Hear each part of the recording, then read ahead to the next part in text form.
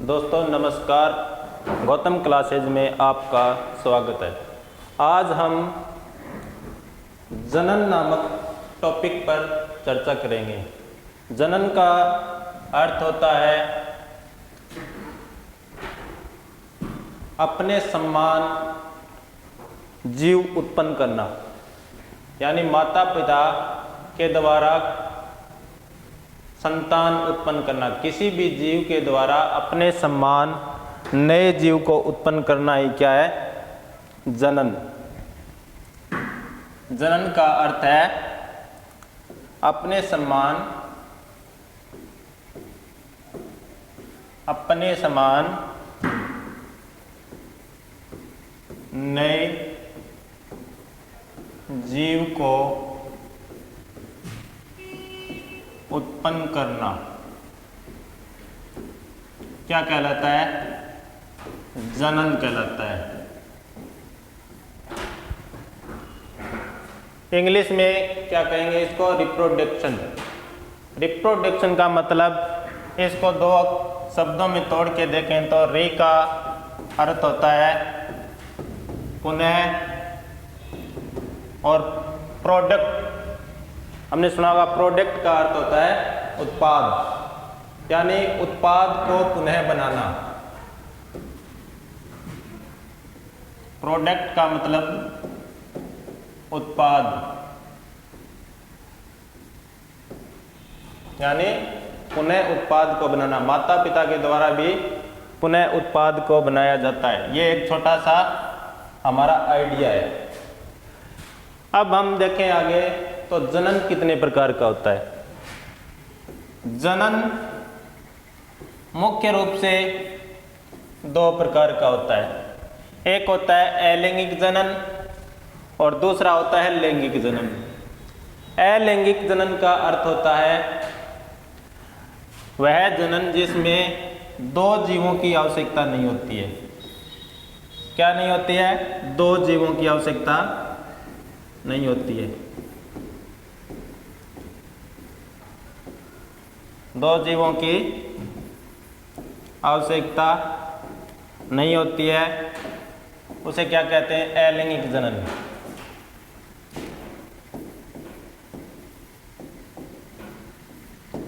अलैंगिक जनन, इसमें एक जीव ही नए जीव को उत्पन्न कर सकता है। और लैंगिक जनन में क्या होता है? लैंगिक जनन में दो जीवों की आवश्यकता होती है, नर और मादा। दो जीव मिलकर क्या करते हैं? नए जीव को उत्पन्न करते हैं। हम आज पढ़ेंगे मानव जनन तंत्र। क्या पढ़ेंगे? मानव जनन तंत्र। मानव में किस प्रकार का जनन तंत्र पाया जाता है? लैंगिक जनन पाया जाता है। मानव में लैंगिक जनन पाया जाता है क्योंकि मानव में नर और मादा दोनों भाग लेते हैं।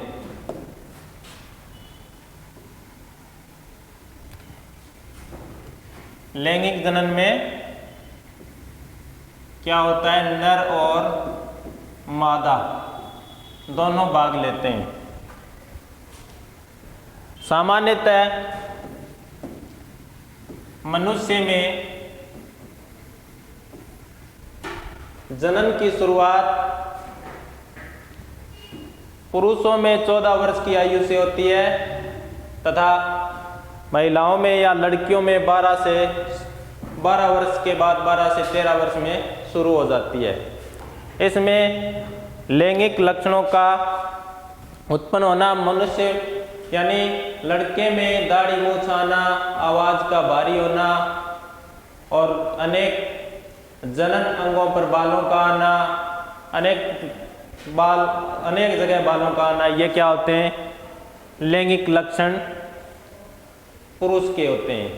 उसी प्रकार मादा में लैंगिक लक्षण क्या होता है? आवाज का पतला होना, बालों का शरीर पर कम होना और रज चक्कर का शुरुआत होना, स्तन विकास होना, ये अनेक प्रकार के लक्षण हमें देखने को मिलते हैं। लैंगिक जनन में क्या होता है, नर और मादा दोनों का आपस में क्रॉस करवाया जाता है। फिर है हमारे पास नर जनन अंग। नर जनन अंग का मतलब है मनुष्य के कौन कौन से अंग जनन में भाग लेते हैं। सबसे पहले है वृषण, फिर है अधिवृषण, फिर है वासा डिफरेंस, फिर है सीसन।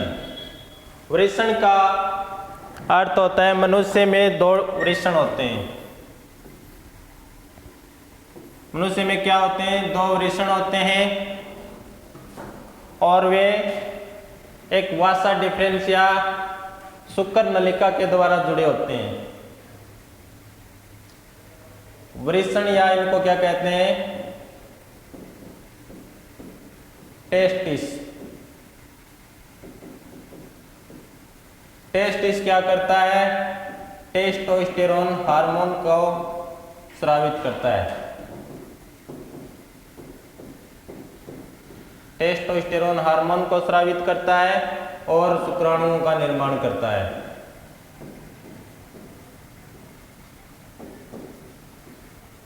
ये होती है हमारे पास शुक्र नलिका।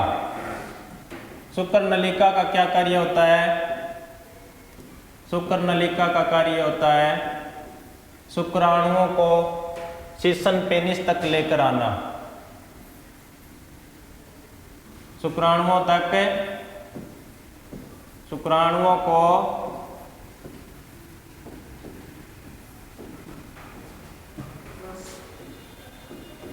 सीसन तक लेकर आना।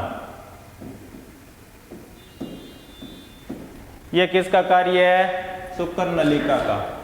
फिर है हमारे पास शुक्राशय। शुक्राशय को क्या बोलते हैं, वासा डिफरेंस, अधिवर्ष।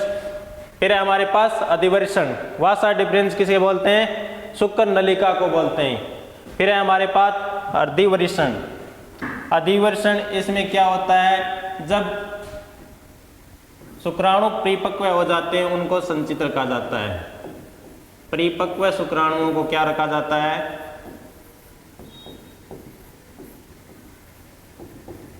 संचित।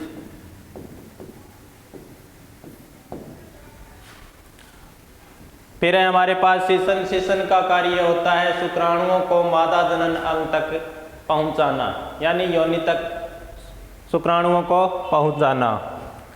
दोबारा से देखो, वृषण, मनुष्य में वृषणों की संख्या कितनी होती है, 2 होती है। ये शुक्र नलिका की सहायता से पेनिस से जुड़े होते हैं। और वृषण क्या कार्य करते हैं, वृषणों का कार्य होता है टेस्टोस्टेरोन हार्मोन, जो हमारे मनुष्य के पुरुष जाति में लैंगिक लक्षणों का निर्माण करते हैं। और दूसरा कार्य होता है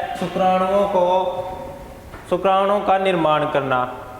और फिर हमारे पास वासा डिफरेंस यानी शुक्र नलिका। शुक्र नलिका क्या करती है, शुक्राणुओं को पेनिस तक लेकर आती है। फिर है हमारे पास अधिवृषण। अधिवृषण का कार्य क्या होता है, ये शुक्राणुओं को जब परिपक्व शुक्राणु हो जाते हैं तो उनको क्या करती है, संचित रखती है। यहीं पर हमारे पास होता है एक और ग्रंथि, उसका नाम होता है प्रोस्टेट ग्रंथि।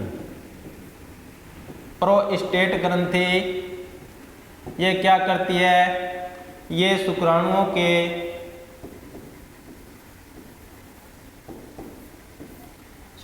की सुरक्षा करती है,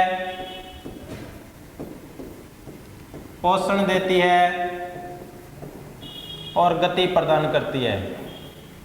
शुक्राणुओं को सुरक्षा, पोषण, गति देने का कार्य कौन करती है, एक ग्रंथि और होती है, उसका नाम होता है प्रोस्टेट ग्रंथि।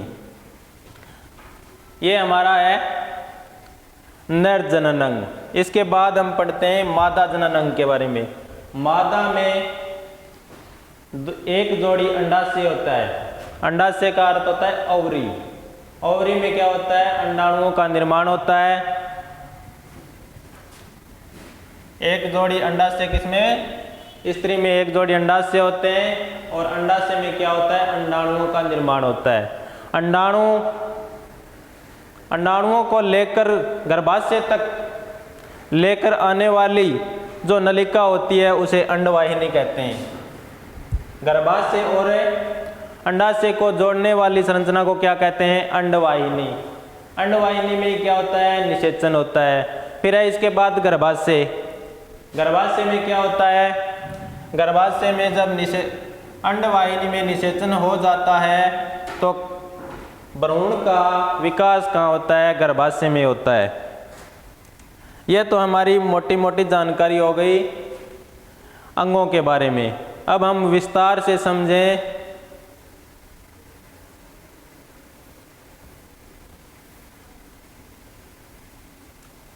तो ये होते हैं हमारे नर जनन अंग और ये है हमारा मादा जनन अंग। ये देखो, ये वरिष्ण कोष। वरिष्णों की संख्या कितनी बताई थी आपको? 2 बताई थी। यहाँ पे क्या होता है? यहाँ पे शुक्राणुओं का निर्माण होता है। ये वरिष्ण कोष नामक एक झिल्ली में क्या रहते हैं? बंद रहते हैं।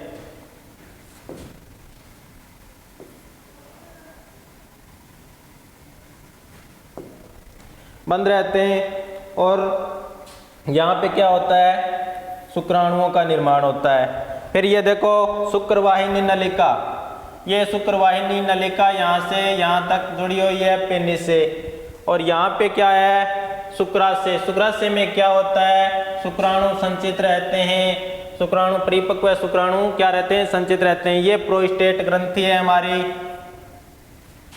ये है हमारा मूत्राशय, यहाँ पे मूत्र संचित रहता है। ये है हमारा शुक्राशय जहाँ पे शुक्राणु संचित रहते हैं, इकट्ठे रहते हैं। और ये पेनिस, शिशन और ये है हमारा मूत्र मार्ग। ये तो हो गया हमारा नर जनन अंग। और यहाँ पे है हमारा मादा जनन अंग। मादा जनन अंग में ये है हमारा अंडाशय यानी ओवरी। यहाँ पे क्या होता है? अंडाणुओं का निर्माण होता है। यहाँ पे क्या होता है? अंडाणुओं का निर्माण होता है। ये एक जोड़ी का मतलब 2 अंडाशय होते हैं। यहाँ पे क्या होता है? अंडाणुओं का निर्माण होता है। जब अंडाणु परिपक्व हो जाते हैं 12-13 साल की उम्र में तो ये क्या होता है? निषेचन की प्रक्रिया प्रारंभ होती है। अगर निषेचन उस समय अगर निषेचन हो जाता है तो गर्भधारण हो जाता है। अगर ये गर्भधारण निषेचन की प्रक्रिया नहीं होती है तो ये पुनः चक्कर 28 से 35 दिन के बाद रज चक्कर के यानी एमसी मेंस्ट्रुअल साइकिल के चक्कर के रूप में चलता रहता है, जिससे महिलाओं में ब्लीडिंग होती रहती है। अगर निषेचन हो जाता है तो यह चक्कर बंद हो जाता है और निषेचन हो जाता है, गर्भधारण हो जाता है। यहाँ पे देखो ये अंडा निषेचन में क्या होता है?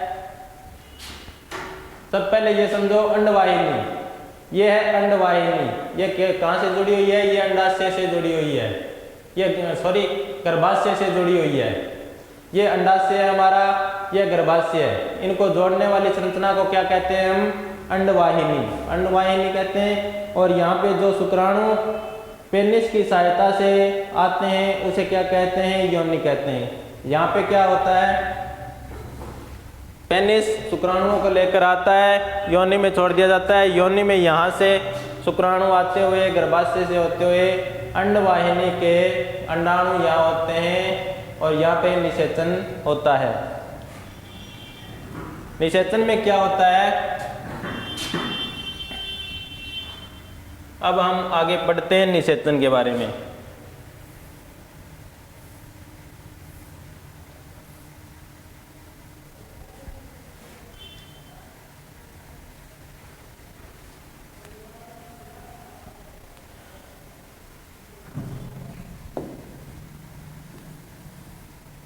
निषेचन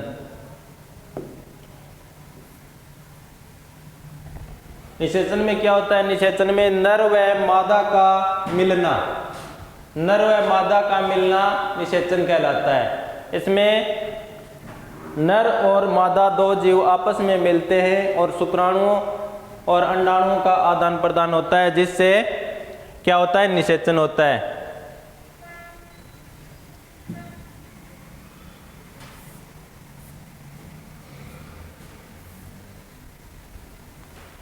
निषेचन में मादा का अंडाणु और नर का शुक्राणु भाग लेते हैं। ये देखो, ये शुक्राणु है। शुक्राणु में क्या होता है? केंद्रक होता है, माइटोकॉन्ड्रिया होता है शक्ति देने के लिए, और शुक्राणु का सिर्फ किससे बना होता है? एक्रोसोम नामक एंजाइम से बना होता है। एक्रोसोम नामक एंजाइम से बना होता है। उसी प्रकार अंडाणु की संरचना गोल होती है, और इसमें भी दो प्रकार की झिल्लियाँ होती हैं। एक का नाम, बाहरी झिल्ली का नाम कोरोना रेडिएटा होता है, और आंतरिक झिल्ली का नाम जोना पेलिसुडा होता है। जब निषेचन होता है तो लाखों करोड़ों की संख्या में शुक्राणुओं को महिला की योनि में भेजा जाता है, जिसमें से महिला के अगर जनवरी में अंडाणु इस साइड से आया, इस ओवरी से आया है, तो फरवरी में इस साइड से आएगा। हर महीने अलग अलग साइड से अलग अलग अंडाणु आता है। अगर जनवरी में राइट ओवरी से अंडाणु आया है, तो फरवरी में कौन सी साइड से आएगा? लेफ्ट साइड से अंडाणु आएगा। निषेचन के समय क्या होता है? निषेचन के समय शुक्राणुओं को, अरबों की संख्या में शुक्राणु होते हैं, अंडाणु केवल एक होता है। जिस प्रकार से ये बरात वाली प्रक्रिया है ना, ये शरीर के अंदर से ही चलती आ रही है। जैसे अब देखो, अंडाणु कितना है? एक होते हैं। उसी प्रकार दुल्हन कितनी होती है? एक होती है। और दूल्हे के साथ जाने वाले कितने होते हैं? सैकड़ों की संख्या में होते हैं। उसी प्रकार यहाँ पे अंडाणु एक है और शुक्राणु लाखों करोड़ों की संख्या में आते हैं। जिनके पूंछ होती है वही शुक्राणु किस में भाग लेते हैं? निषेचन की क्रिया में भाग लेते हैं। निषेचन की क्रिया में कौन से शुक्राणु भाग लेते हैं? जिनके पूंछ होती है, माइटोकॉन्ड्रिया होता है, शक्ति प्रदान की जाती है उनको। अगर देखो शुक्राणु कितने आए? अरबों की संख्या में, लाखों करोड़ों की संख्या में आएंगे। ये योनि में इस साइड से आएंगे। हमारा अंडाणु मान लो इस साइड से आया है जनवरी में। अगर शुक्राणु, कुछ शुक्राणुओं को तो पता नहीं होता है अंडाणु इस ओवरी से आया है, तो कुछ शुक्राणु किस साइड में जाएंगे? इस साइड में जाएंगे। इस साइड में जाएंगे, वो नष्ट हो जाएंगे। कुछ इस साइड की दीवार से टकराएंगे, तो ये वो भी नष्ट हो जाएंगे। कुछ एक शुक्राणु यहाँ पे आएंगे।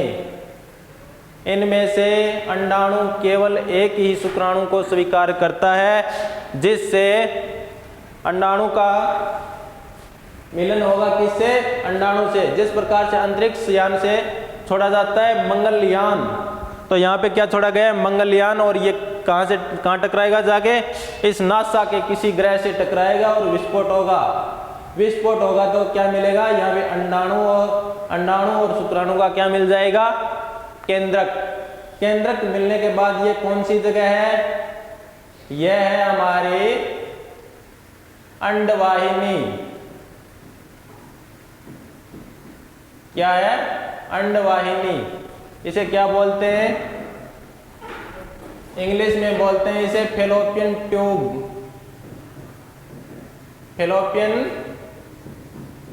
ट्यूब। और निषेचन के स्थान को क्या कहते हैं? जहां पर निषेचन होता है या इसे कहते हैं एम्पुला या इस्थमस। एम्पुला या इस्थमस। अगर यह आपको पूछ ले कि निषेचन की, मानव में निषेचन की प्रक्रिया कहाँ होती है, तो ये होती है अंडवाहिनी के एम्पुला या इस्थमस नामक स्थान पर होती है। ये हमारा हो गया निषेचन कंप्लीट।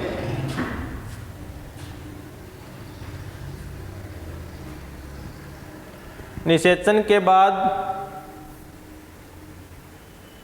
हमारा है परकनली शिशु। परकनली शिशु किसे कहते हैं?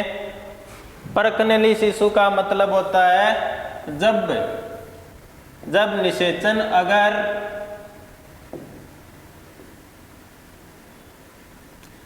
निषेचन अगर माता के गर्भाशय में न करवाकर माता के गर्भाशय में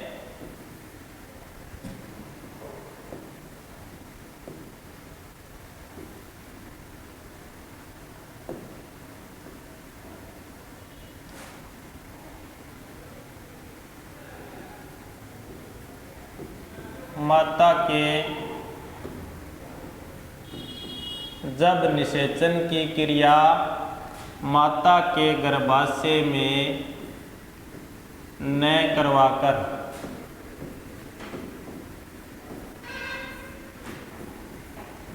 किसी परखनली में करवाई जाती है,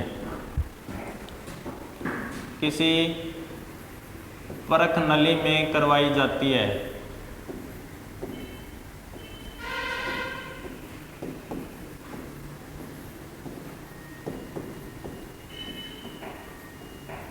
इसे क्या कहते हैं? परकनली निषेचन। और इसमें जो बच्चा आगे जलकर शिशु बनेगा उसको क्या कहते हैं? परकनली शिशु। सबसे पहले परकनली शिशु कब बनाया गया? 25 जुलाई 1978 लुइस ब्राउन।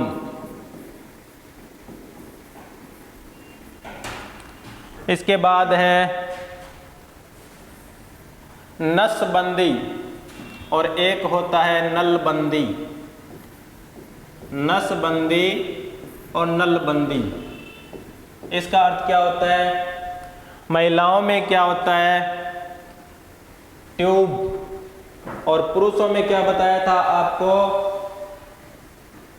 शुक्र नलिका, शुक्रवाहिका, वाहिका यानी नस। नसबंदी किस में होती है? वेस्कोटोमी। इसको इंग्लिश में क्या कहते हैं? वेस्कोटोमी। ये होती है पुरुषों में।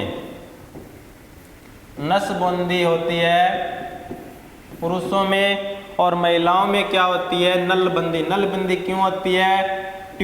इसको इंग्लिश में क्या कहते हैं? ट्यूबेकोटोमी। महिलाओं में क्या होती है? ट्यूब होती है। ट्यूब का अर्थ नल, अंडवाहिनी। अंडवाहिनी को क्या बोलते हैं? ट्यूब को ही हिंदी में क्या बोलते हैं? नल, नली, ट्यूबेकोटोमी। इसलिए महिलाओं में क्या होती है? नलबंदी।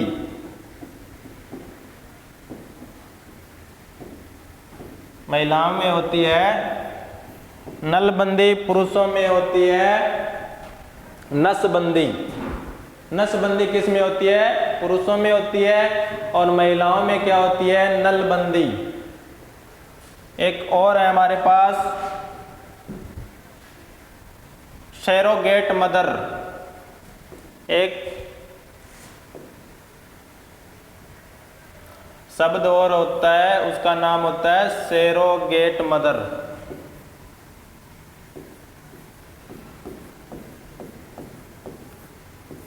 सैरोगेट मदर का अर्थ क्या होता है?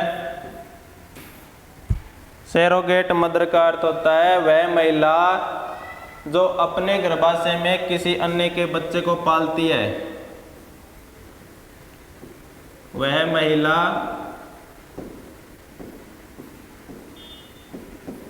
जो अपने गर्भाशय में किसी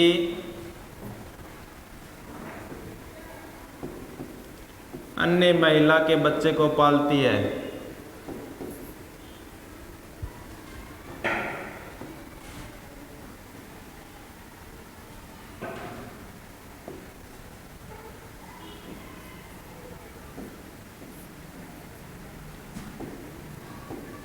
अन्य महिला के बच्चे को पालती है।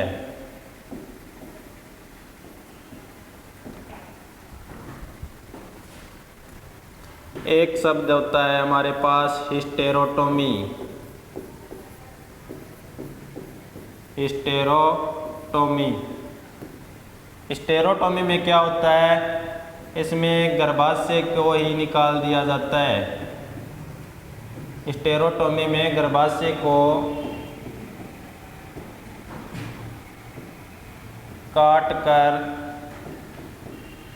निकाल दिया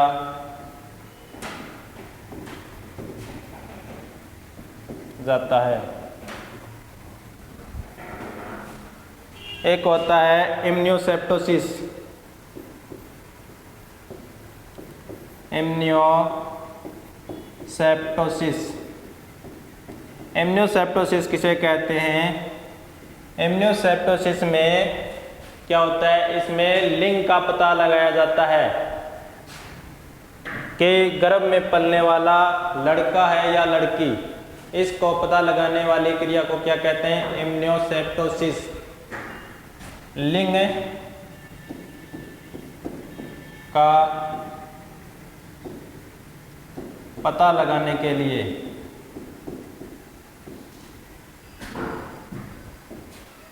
एम्नियोसेप्टोसिस किया जाता है। लेकिन